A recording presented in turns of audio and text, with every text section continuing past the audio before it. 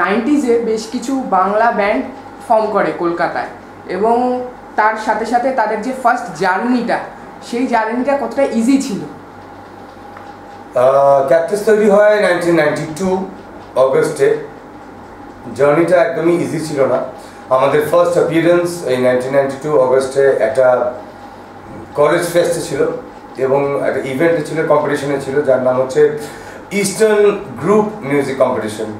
তাতে আমরা পারফর্ম করেছিলাম, এবং কম্পিটিশনের শেষে এক বয়স্ক ভদ্রলোক যাচ্ছিলেন, নাম মনে নেই, উনি বলেছিলেন, খুব সুন্দর করে আদর করে বলেছিলেন, মানে বাবারা, মানে তোমাদের গান বাজনা খুব ভালো লাগলো, কিন্তু তোমাদেরকে আমি কি করে নম্বর দেবো?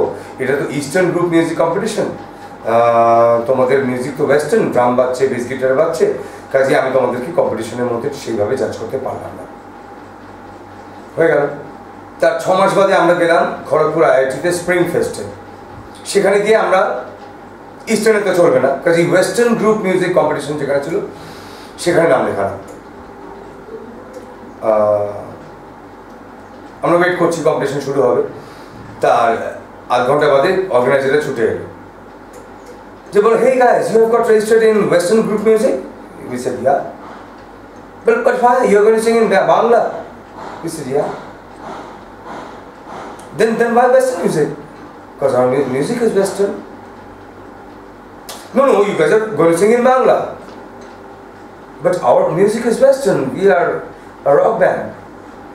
প্রচণ্ড কনফিউশন, এবং শেষমেশ ওরাও আমাদেরকে পারফর্ম করতে দিল না কম্পিটিশনের পার্ট হিসাবে।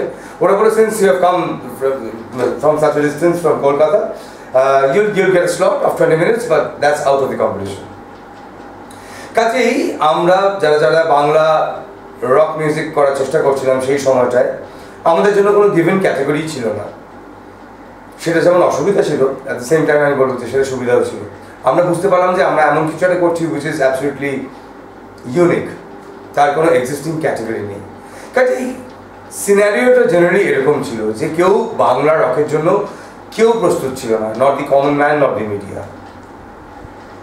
গৌতম চট্টোপাধ্যায়, যাকে অনেকেই বাংলা ব্যান্ডের পথপ্রদর্শক বলে মনে করে, তার ভূমিকা এই সমস্ত ব্যান্ডগুলোতে কতটা? যখন ক্যাকটাস শুরু করি 1992-তে, তখন গৌতম চট্টোপাধ্যায়ের নাম শুনিনি, মহিনের ঘোড়াগুলির গান শুনিনি। কাজেই সেই অর্থে ক্যাকটাসের জন্ম বা প্রচেষ্টার জায়গা থেকে গৌতম চট্টোপাধ্যায়ের ভূমিকা খুব বেশি নেই।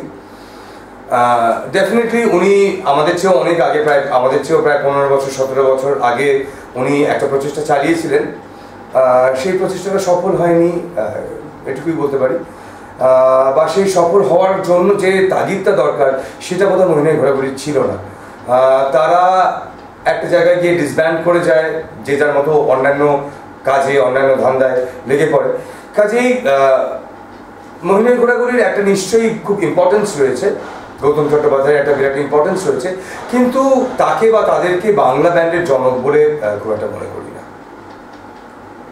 বাংলা ব্যান্ডেও ইংলিশ ব্যান্ডগুলোর মতোই যে বারবার রিফরমেশন বা নতুন লাইন আপ দেখা যাচ্ছে, সেই ব্যাপারটা ব্যান্ডে কতটা প্রভাব ফেলে? যে কোনো টিম ইভেন্টে পরিবর্তন আসতে বাধ্য, বিশেষ করে সেই টিমটা যখন দীর্ঘ সময় ধরে চলছে। কাজেই সে ক্যাকটাসের বয়স 20+, কাজেই এই 20+ বয়সের মধ্যে যে অনেকবার আমাদের লাইন আপ চেঞ্জেস হয়েছে, এটা খুব স্বাভাবিক। যে কোনো টিম অ্যাক্টিভিটিতেই এটা হতে পারে, এবং সারা পৃথিবীর ব্যান্ডের ইতিহাসে এটা নতুন কোনো ঘটনা নয়। কাজেই লাইন আপ চেঞ্জেস হয়, এবং লাইন আপ চেঞ্জেসের সাথে ব্যান্ডের সাউন্ড, তার একটা পরিবর্তন হয়। এগুলো জাস্ট চলার পথের কিছু ঘটনা।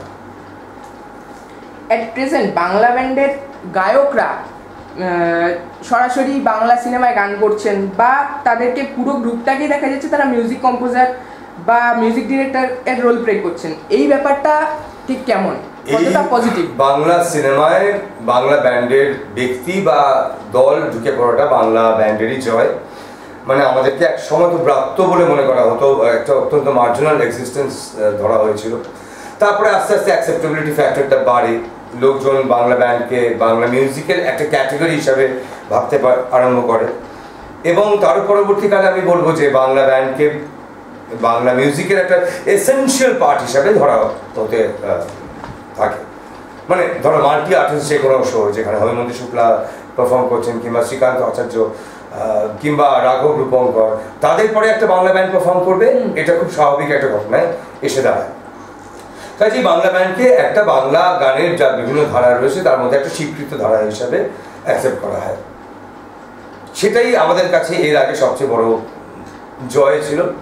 এবং তার পরবর্তীকালে যখন বাংলা ফিল্মে বাংলা ব্যান্ডের মিউজিকের প্রভাব শুরু হয়, সেটা মিউজিক্যালি বাংলা ব্যান্ড যে কতটা স্ট্রং সেটাই প্রমাণ করে। কারণ নন ফিল্ম এবং ফিল্ম মিউজিক, নন ফিল্ম মিউজিক, ফিল্ম মিউজিক, এই দুটোর মধ্যে খুব ডিস্টিংক্ট ব্যবধান অন্তত বাংলায় ছিল। এবং নন ফিল্ম মিউজিক চিরকাল ডমিনেটিং একটা জায়গায় ছিল, যেটা কিন্তু বলিউড অনুযায়ী নয়। বলিউডে চিরকাল ফিল্ম মিউজিক ডমিনেট করে, নন ফিল্ম মিউজিক সেকেন্ডারি, কিন্তু বাংলায় নন ফিল্ম মিউজিকের একটা একদম ডিস্টিংক্ট একটা পজিশন ছিল। পরবর্তীকালে ফিল্মে বাংলা ব্যান্ডের মিউজিক আস্তে আস্তে ঢুকতে আরম্ভ করে, সেটা কোনো কোনো ব্যক্তির হাত ধরে বা কখনো দলগত হাত ধরে। সেটা শুরু হয় কিন্তু অবশ্যই ক্যাকটাসের মাধ্যমে। That was way back in 2001-2002 যখন নীলিনী জড়াতে ক্যাকটাস মিউজিক করে এবং ফিচার্ড হয়, এবং সেটাই বাংলা ব্যান্ডের সাথে বাংলা ফিল্মের হাত ধরাধরির প্রথম নিদর্শন। এবং তার পরবর্তীকালে 10 বছরে বা বিশেষ করে আমি বলবো লাস্ট 4 বছরে এর উদাহরণ অনেক অনেক অনেক বেড়ে গেছে। এবং বাংলা ব্যান্ড মিউজিক যে মিউজিক হিসাবে একটা মিউজিক্যাল ক্যাটেগরি হিসাবে, মিউজিক্যাল জনরে হিসাবে কতটা স্ট্রং সেটাই প্রমাণ করে যে ফিল্ম মিউজিক যেটার অন্য একটা ধারা ছিল সেটাও কিন্তু বাংলা ব্যান্ডের মিউজিকে প্রভাবিত। আর বর্তমানে তো বাংলা ব্যান্ড ইন্টারন্যাশনাল ইভেন্টে গিয়েও গান করছে, ফরেন যাচ্ছে। তো এই ব্যাপারটা মানে আমাদের কাছে কতটা সাফল্য বলে বা বাংলা ব্যান্ডের কাছে কতটা সাফল্য বলে মনে করো? কারণ বাংলা ব্যান্ড তো আগে ব্রাত্য ছিল, তুমি বললে যে ইস্টার্ন ওয়েস্টার্ন সব ক্ষেত্রেই তারা ঠিকঠাক একটা ক্যাটাগরি পাচ্ছিল না, বাট এখন পুরোপুরি ইন্টারন্যাশনালি তাদের অ্যাকসেপ্টেন্স হয়ে গিয়েছে।